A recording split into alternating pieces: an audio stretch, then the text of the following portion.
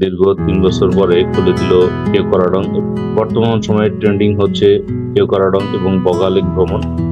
অনেক বাইকার ভাইয়েরা বাইক নিয়ে এবং অনেক পর্যটক যাচ্ছেন ওখানে। এখন আপনারা যারা কেওক্রাডং এর আশেপাশে থাকতে চান বা বগালেকে থাকতে চান, সেখানে কোথায় থাকবেন বিস্তারিত এটা জানানোর জন্য আজকের ভিডিওটি।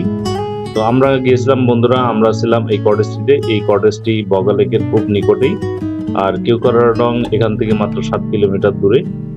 এই কটেজটি হচ্ছে সেনাবাহিনী নিয়ন্ত্রিত। কটেজটির নাম বগাকাইন। এই সামনে যে রাস্তাটি দেখতে পাচ্ছেন, এই রাস্তা ধরেই যেতে হবে কেওক্রাডং এ। কেওক্রাডং এই এক রাস্তা গেলেই হচ্ছে পাওয়া যাবে। আর আমাদের কটেজের সামনেই রয়েছে বগালেক, দেখতে পাচ্ছেন সুন্দর দৃষ্টিনন্দন বগালেক। এই কটেজটি হচ্ছে বগাকাইন। এই বগাকাইন হচ্ছে দ্বিতল বিশিষ্ট একটি কাঠের তৈরি, কাঠ এবং বাঁশের তৈরি একটি কটেজ, যেটা সেনাবাহিনী নিয়ন্ত্রিত। এটা ছাড়াও সেনাবাহিনীর আরো বেশ কয়েকটি কটেজ রয়েছে যেগুলো ভাড়া দেওয়া হয়ে থাকে। পাশে আর একটা কটেজ রয়েছে যেটার নাম হচ্ছে রবার্ট কটেজ। এছাড়াও কিছু জুমঘর রয়েছে, জুমঘরেও থাকার ব্যবস্থা রয়েছে। তবে জুমঘরে থাকার পরিবেশটা এত সুন্দর না, আমি আপনাদেরকে সাজেস্ট করবো না আপনারা জুমঘর থাকেন, কারণ জুমঘর থেকে টয়লেটটা বেশ দূরে থাকে এবং সেখানে রাত্রে যাওয়া আসা করা একটু ঝামেলাপূর্ণ। আর বগালেকের যেটা উল্লেখযোগ্য ব্যাপার সেটা হচ্ছে যে এখানে কিন্তু কোনো বিদ্যুৎ নেই। এই সেনাবাহিনী নিয়ন্ত্রিত এই কটেজটিতে রাত 11টা পর্যন্ত জেনারেটর দ্বারা বিদ্যুৎ সরবরাহ করা হয়ে থাকে। এরপরে জেনারেটর বন্ধ করে দেওয়া হয়, তখন কিন্তু আপনার লাইট থাকে না। আর পাশের যে কটেজগুলো আছে সেগুলো সোলারের মাধ্যমে একইভাবে 8টা 9টা পর্যন্ত লাইট এবং ফ্যান চলে, এরপরে সবকিছুই বন্ধ হয়ে যায়। তখন পুরো বগালেকটি নিস্তব্ধ একটা জনপদে পরিণত হয়। তো এই হচ্ছে আমাদের কটেজ বগাকাইন। চলুন আপনাদেরকে ভিতরে বিস্তারিত করে দেখাই। আর this is the internal view.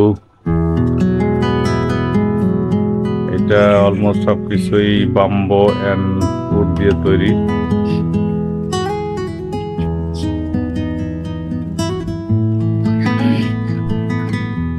আর উল্লেখযোগ্য হচ্ছে যে এই কটেজটাতে একমাত্র 11টা পর্যন্ত বিদ্যুৎ থাকে। সেনাবাহিনী নিয়ন্ত্রিত এই কটেজ ছাড়া যে কটেজগুলো আছে এগুলোতে সন্ধ্যার পরে কোনো বিদ্যুৎ থাকে না, তবে সোলারের মাধ্যমে 2-1টা লাইট জ্বালানোর ব্যবস্থা রয়েছে। ওয়াশরুমটা অনেক সুন্দর। এটা ওয়াশরুম, আর এই ফ্লোরটা কিন্তু উডেন, কাঠের উপরে টাইলস করে, খুব সুন্দর, অনেক বিশাল একটা ওয়াশরুম। আর এখানে হচ্ছে যে অ্যাটাচ টয়লেট। এখানে যে কটেজগুলোর সাথে অ্যাটাচ টয়লেট রয়েছে সেই কটেজগুলোর ভাড়া তুলনামূলকভাবে বেশি। এই রুমের ভাড়া হচ্ছে 4,500 টাকা। এর বাইরে সিভিল কটেজ আছে, সিভিল কটেজের ভাড়া হচ্ছে 2500 থেকে 3000 টাকা। আরো নিম্নমানের কিছু কটেজ রয়েছে যেগুলোতে হচ্ছে ওয়াশরুমটা অ্যাটাচ না, বাইরে থাকে, সেগুলোতে 300 থেকে 500 টাকা পার পার্সন থাকার ব্যবস্থা রয়েছে। আমরা ছিলাম এখানে, নিয়মিত ভাড়া হচ্ছে 4,500 টাকা, 4,500। এবং শুক্র শনিবার ছাড়া আপনারা যদি অন্য দিনে যান সেক্ষেত্রে ডিসকাউন্ট পেতে পারেন 50% পর্যন্ত সর্বোচ্চ।